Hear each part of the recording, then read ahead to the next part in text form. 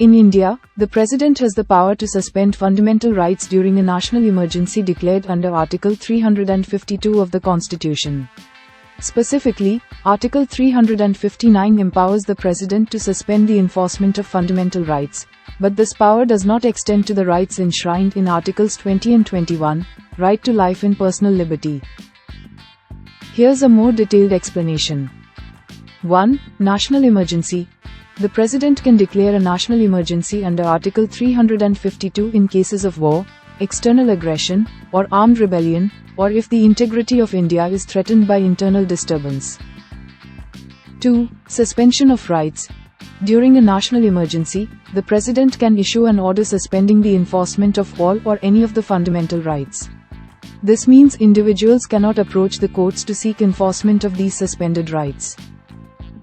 3. Exception. The right to life and personal liberty, guaranteed in Articles 20 and 21, cannot be suspended during an emergency. These rights remain enforceable even in a state of emergency. 4.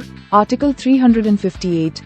During an emergency caused by external aggression or war, the provisions of Article 19, freedom of speech, assembly, etc., are automatically suspended. 5. Parliament's role. Parliament also plays a role in emergency provisions. The Parliament can make laws on state subjects during a national emergency.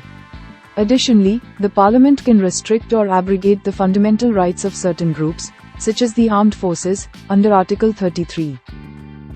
And 6. 44th Amendment.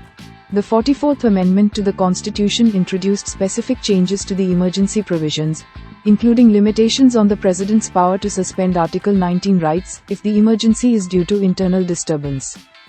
Thanks for watching. If you liked this video, please like, share, and comment.